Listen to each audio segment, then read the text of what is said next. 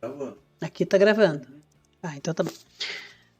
Bom, na atividade de geografia, nesse capítulo de geografia da apostila, página 255 a 260, nós vamos ver sobre o crescimento da cidade. É um capítulo que chama Crescimento da Cidade. E dentro desse capítulo, nós vamos ver 2 tópicos que ajudam nesse crescimento da cidade, ou reconhecimento, né? Seria as paisagens urbanas. E o que é uma paisagem urbana? São elementos, nós temos um conjunto de elementos que consegue formar o todo para formar a cidade, né? Então, o que ela tem? Ela tem edifícios, ela tem trânsito, ela tem fluxo de pedestre, ela tem indústrias, ela tem edifícios, construções, poluição sonora e visual, né? Então, são elementos que junto eles vão formar cidades urbanas, tá?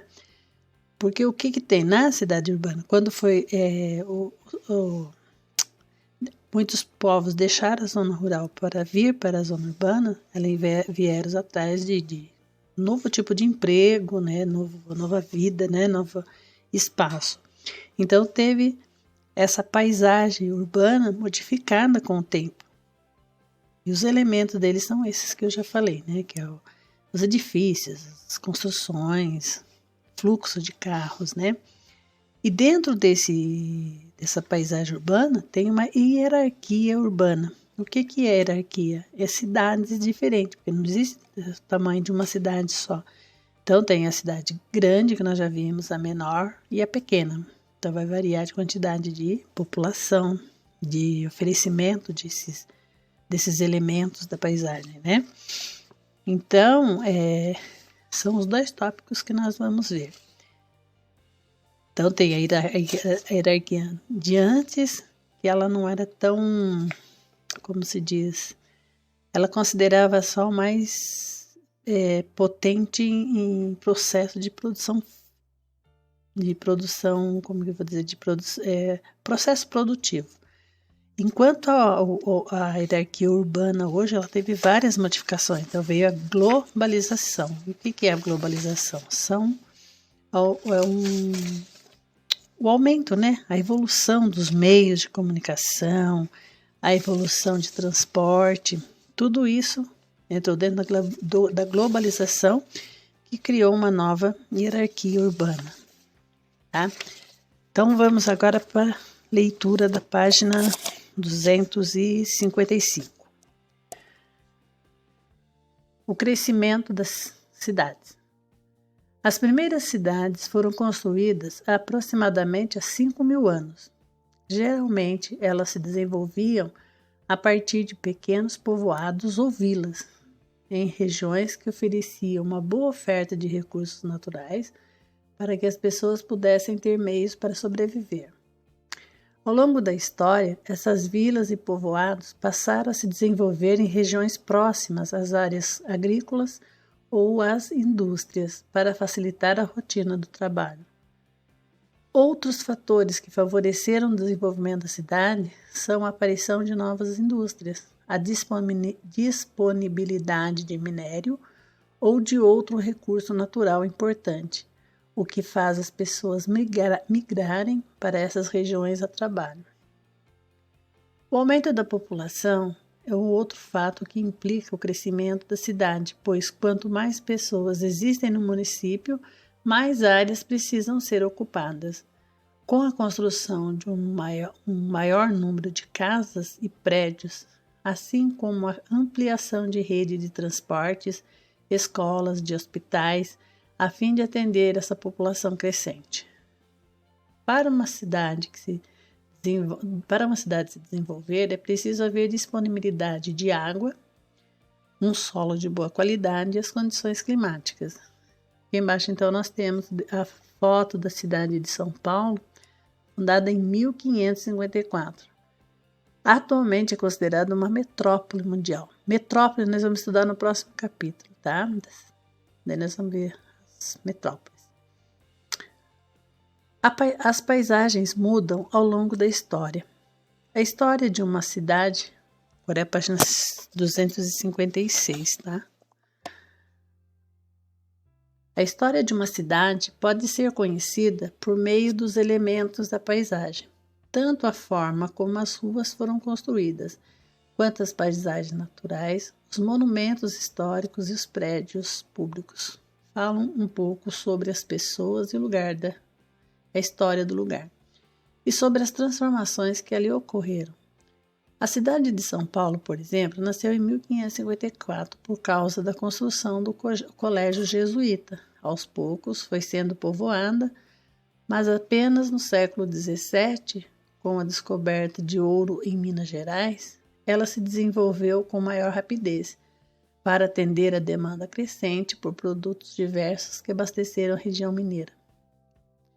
Então, observe, nós temos duas fotos das cidades, né, em diferentes épocas. Uma em 1865, na foto, em 1865 é mostrada uma rua que se chama Antônina, no centro da cidade de São Paulo. A rua Antônina recebeu um nome. Atualmente ela é chamada de 15 de novembro e a atual paisagem é muito diferente da anterior. Então, a primeira foto é de 1865 e a segunda foto de 2015. Tá? Quando duas fotos de uma cidade em épocas, diferentes, são vistas lado a lado, é possível perceber muitos tipos de mudanças. É possível obter informações sobre os tipos de roupas que as pessoas usavam, qual tipo de pavimentação de ruas eram comum na época, o estilo da arquitetura dos prédios e entre as outras informações.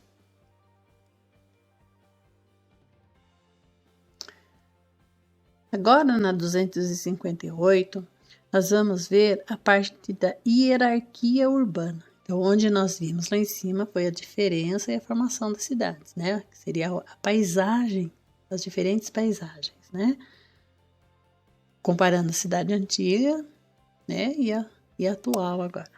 Vai todo com essa evolução que nós falamos, que são os elementos que eu comentei no começo. A hierarquia urbana. Você aprendeu que as cidades podem ser classificadas de acordo com a quantidade de habitantes, mas há outros fatores que devem ser considerados em uma classificação sobre as cidades. O IBGE, Instituto Brasileiro de Geografia e Estatística, estabeleceu 5 níveis de hierarquia entre as cidades. Acompanhe os textos, as fotos a seguir, para conhecer um pouco mais sobre essa classificação. Então, nós vamos ter a metrópolis, que mais para frente nós vamos estudar, né?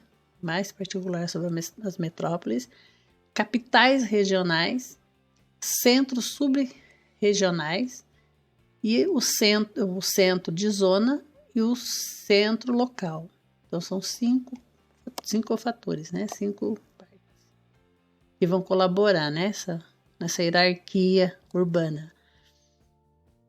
Porque a gente falou, né, nas anteriores, da cidade pequena, média e grande. Agora ela vai ter uma subdivisão também, né? O nível mais alto da hierarquia é representado pelas metrópoles, porque são os principais centros urbanos do país. O Brasil apresenta 12 metrópoles: São Paulo, Brasília, Rio, Belém, Belo Horizonte, Porto Alegre, Curitiba, Goiânia, Fortaleza, Manaus, Recife e Salvador. Embaixo nós temos uma foto da cidade de Porto Alegre, feita em 2017.